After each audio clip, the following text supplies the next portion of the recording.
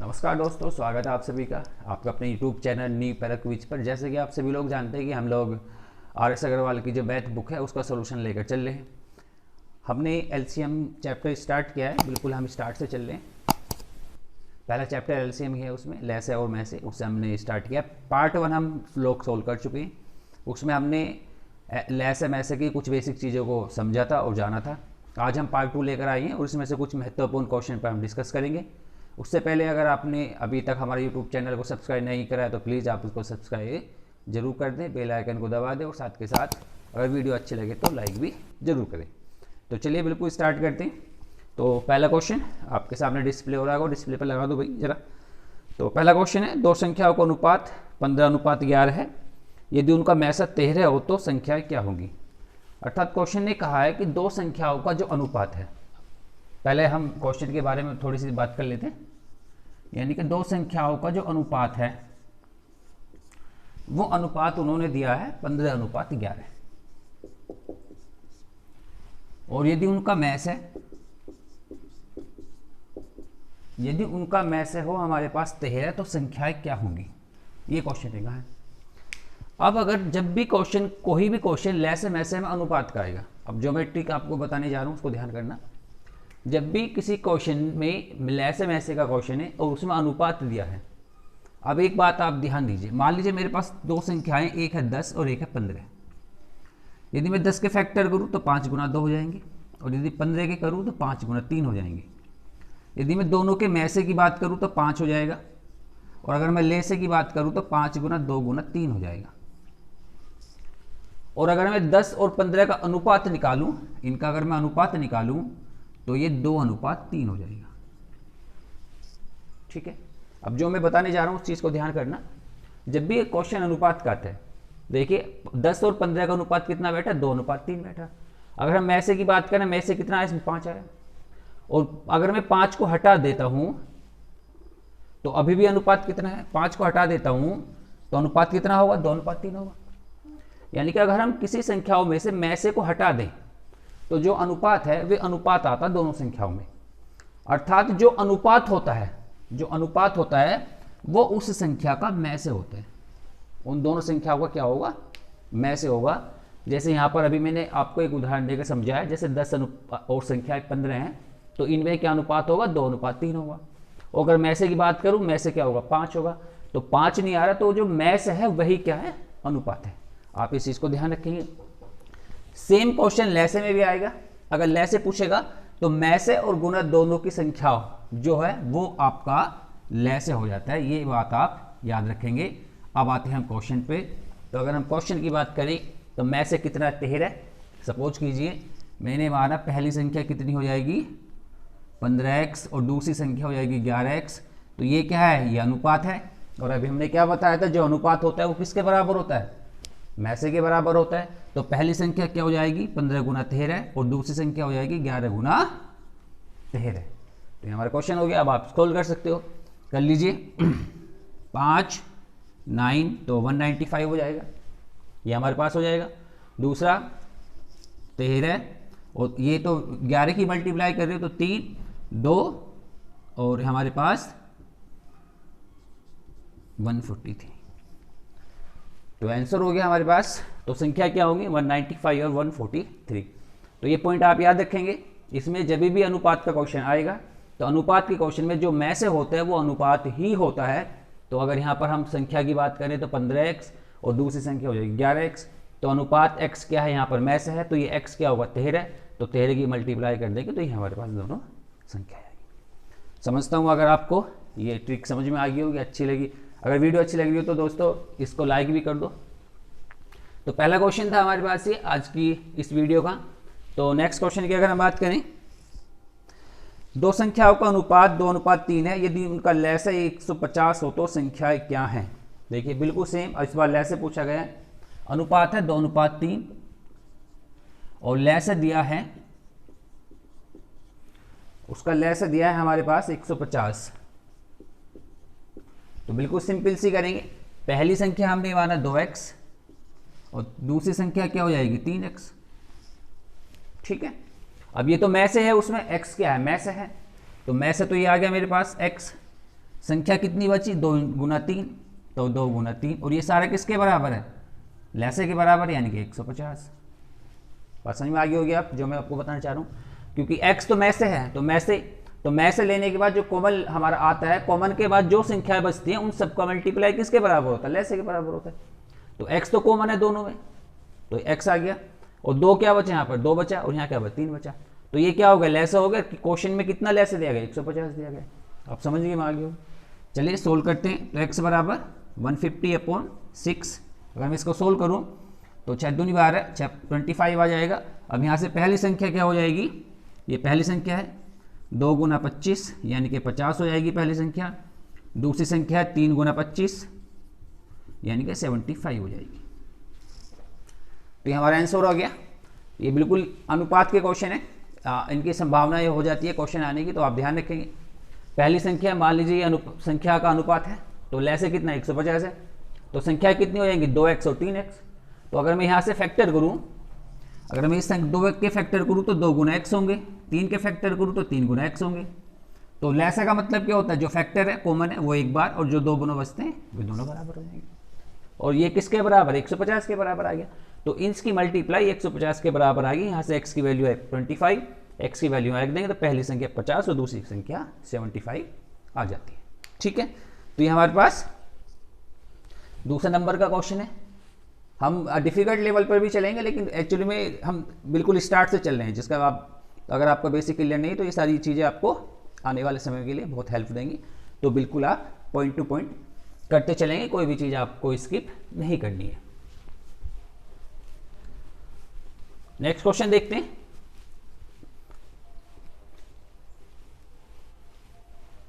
Next question है मेरे पास, दो संख्याओं का योग 45 है और उनका अंतर योग का 1/9 है। अब देखिए बिल्कुल आसान है, दो संख्याओं का योग वो तो है 45 और उनका जो अंतर है वो योग का, यानी कि ये जो योग है इसका 1/9 है। दो संख्याओं का योग कितना है 45 और उनका जो अंतर है वो योग का 1/9 है। अर्थात मेरे पास कितना हो जाएगा 45 × 1/9 यानी कि बराबर कितना हो जाएगा 5। यानी कि मेरे पास x + y दोनों का योग तो था 45 और जो दोनों का अंतर है वो हो जाएगा 5। सॉल्व करके दोनों संख्याओं की वैल्यू निकाल लेता हूँ। अगर मैं इनको जोड़ दूँ तो जोड़ने पे ये कैंसिल हो जाएगा, 2x = 50 और x बराबर 25, तो एक संख्या तो 25 होगी। और क्योंकि दोनों का योग 45 है तो दूसरी संख्या यानी कि y बराबर क्या होगी 20 होगी। 25 पहली संख्या 25 और दूसरी संख्या 20 होगी। अब क्वेश्चन आगे पढ़ाएं, अगर हम संख्याओं का लैसे क्या होगा, लैसे पूछा तो 25 के फैक्टर 5 × 5, 20 के फैक्टर 5 × 4, तो 5 × 5 × 4 यानी कि कितना आ जाएगा आंसर 100। तो इस तरीके से हमारी चीज़ें बड़ी आसान हो जाएंगी अगर आपकी सारी चीज़ें को बहुत इजी क्वेश्चन है। अभी दो का योग 45 दिया गया था और अंतर योग का 1/9, तो यानी कि जो अंतर था वो योग का 1/9 था। तो योग कितना है 45, तो अंतर कितना हो गया 5। दो इक्वेशन बनी, सोल्व किया तो x बराबर, अब इसमें कोई शॉर्टिंग नहीं चलेगी, इसमें कोई शॉर्टिंग नहीं चलेगी, ये तो बिल्कुल सिंपल कॉमन क्वेश्चन है, तो इनके में किसी भी प्रकार की शॉर्टिंग की कोई आवश्यकता नहीं है। तो यहाँ से हमारा लैसे आ जाएगा 100। क्लियर होगी बातें। चलिए, वीडियो अच्छी लग रही हो तो लाइक कर दीजिए प्लीज़ सभी। अगर हम नेक्स्ट क्वेश्चन की बात करें,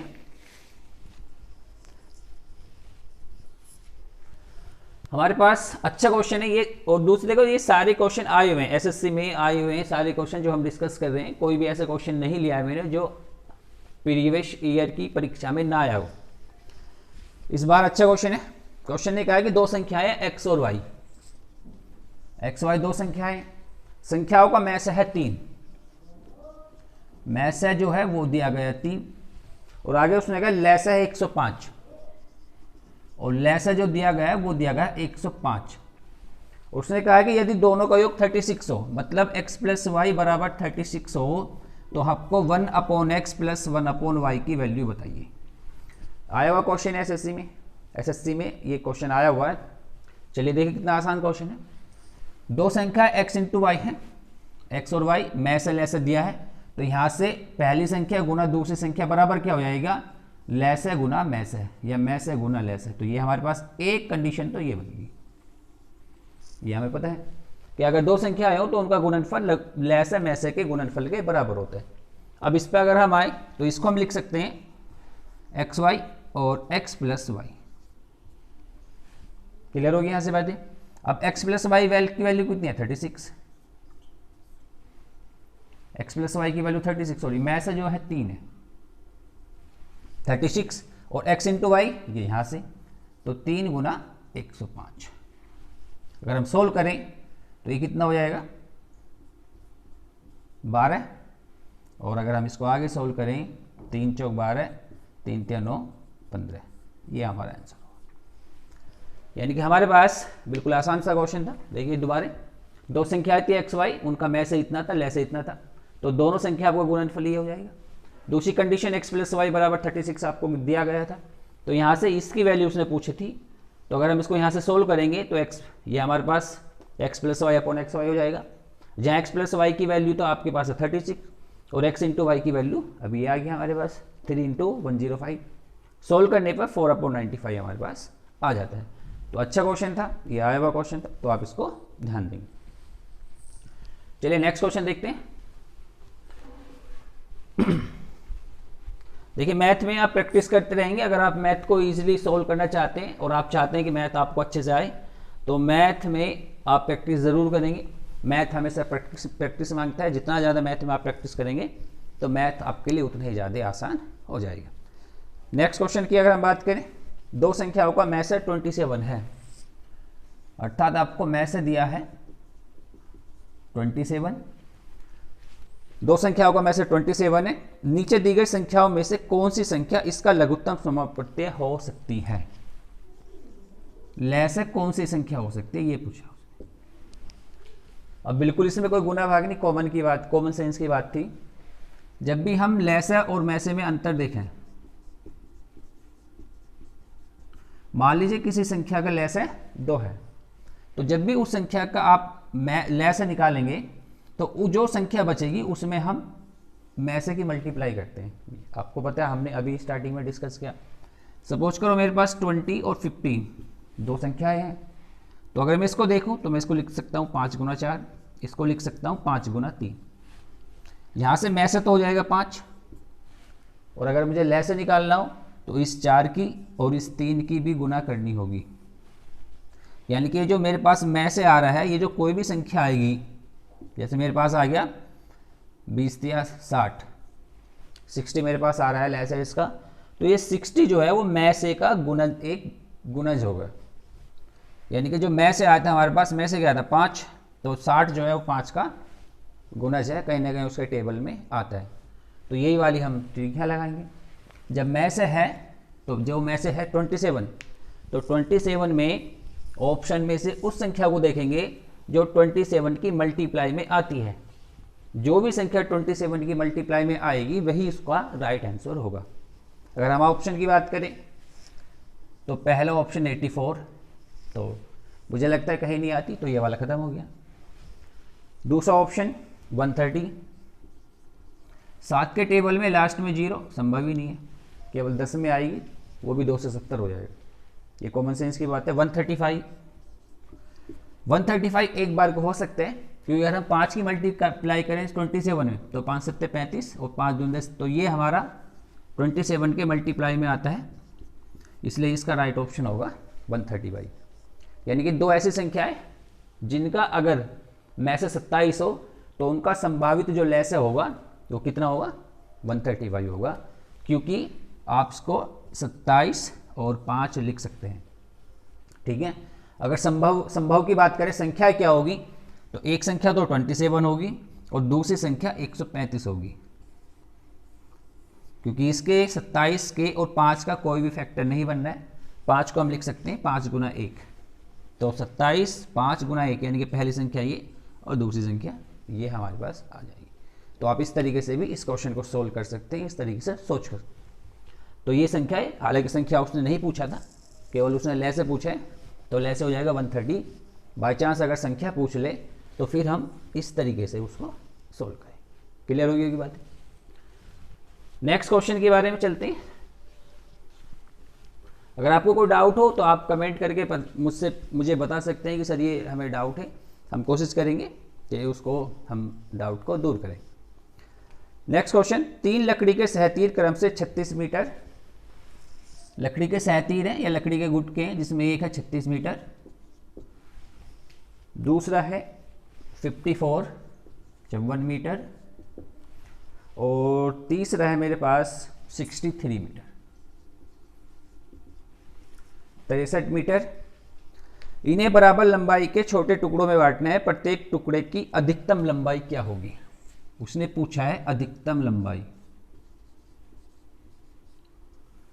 अधिकतम लंबाई। जब हमने पहली वीडियो में डिस्कस करा था तो हमने 2 शब्दों पर डिस्कस करा था, एक अधिकतम और एक न्यूनतम।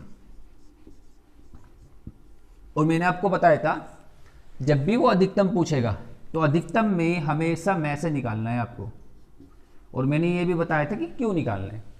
और अगर वो न्यूनतम पूछे तो न्यूनतम में आपको लह से निकालना है। ये पहली वाली वीडियो में हम जब बेसिक चीज़ें हमने करी थी, लह से मैसे का पार्ट 1, अगर आपने नहीं देखा है तो उसको एक बार देख लेना। तो ये दोनों चीज़ें हमने डिस्कस करी थी।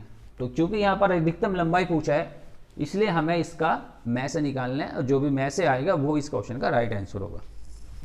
तो चले देखते हैं। 36 को मैं लिख सकता हूँ 9 गुना 4 9 चौक 36, 54 को 9 गुना 6 9 छक्का 54, और 63 को 9 इंटू 7 और 7 63।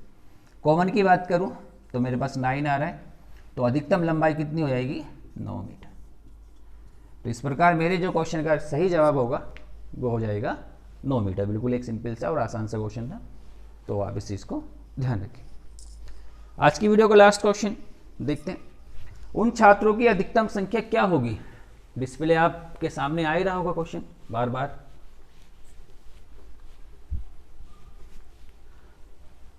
उन छात्रों की अधिकतम संख्या क्या होगी जिनमें 1001 पेन, 1001 तो पेन बांटने हैं, तथा 910 110 पेंसिल लेनी है। यानी कि 101 तो मुझे पेन बांट है मेरे पास, और 110 910 मेरे पास पेंसिल हैं, और मुझे इस प्रकार से बांटने के जितने छात्र हैं उनको उतने ही पेन पेंसिल बराबर मात्रा में मिले। सपोज करो कि 10 छात्र हैं तो 10 पेन मिलने चाहिए इसको, और 10 मुझे पेंसिल मिलनी चाहिए। पेंसिल अधिकतम संख्या क्या होगी? अब देखो फिर छात्रों की अधिकतम संख्या पूछी उसने, वो मैंने अभी आपको क्या बताया था, जब भी किसी क्वेश्चन में अधिकतम पूछता है तो वहां पर में से निकालना है, और जब भी क्वेश्चन में न्यूनतम पूछेगा तो लह से निकालना है। क्वेश्चन पूछ रहे अधिकतम संख्या क्या होगी, और जब अधिकतम की बात आ जाती है तो मुझे यहाँ निकालना है इसका में से। अगर हम में से की बात करें, क्वेश्चन सोल्व कर लेते हैं। पहले इसको अगर मैं देखूँ 91 के फैक्टर करूँ तो सीधे सीधे मुझे दिखाई दे रहा होगा, इतना हो गया। अगर मैं इसके देखूँ तो 91 तो होगा ही इसमें, सीधी सी बात है। अब अगर मैं 91 से इसको डिवाइड करूँ तो ये हो जाएगा 11 टाइम्स। आसान से कॉमन सेंस की बात है बिल्कुल सी, क्योंकि 910 910 को 91 गुना 10 लिख देंगे हम। अब जो 101 है, अब आपको में से निकालना है, तो 10 तो होगा नहीं इसमें, तो 91 तो जरूर होगा, और 91 से अगर मैं इसको डिवाइड करूँ तो 11 टाइम्स हो जाएगा ये। तो यहाँ से जो में से होगा अगर मैं बात करूँ तो वो कितना होगा? 91 होगा। यानी कि अगर मेरे पास 91 छात्र हैं तो मैं उन 91 छात्रों को 91 पेन और 91 पेंसिल दे सकता हूँ। अधिकतम छात्र बराबर बराबर इनको मिल जाएंगे। बात समझ में आ गई नहीं? तो इस तरीके से हमने ये था, आप इसको ध्यान रखेंगे। जब भी वो अधिकतम पूछेगा तो हम वहाँ पर में से निकालते हैं, और जब भी वो न्यूनतम पूछता है तो वहाँ पर हम में से निकालते हैं। तो ये दोस्तों आज की वीडियो थी। ये मेरा आपसे प्रॉमिस है, हम पूरा मैथ करेंगे RS अग्रवाल का जो भी है। तो आप बने रहिए हमारे साथ, बिल्कुल मिस मत कीजिए। वीडियो अच्छी लगे तो लाइक भी कर दो, और दोस्तों के पास शेयर भी कर दो भाई थोड़ा सा। और मिलते हैं नेक्स्ट वीडियो में, तब तक के लिए जय हिंद।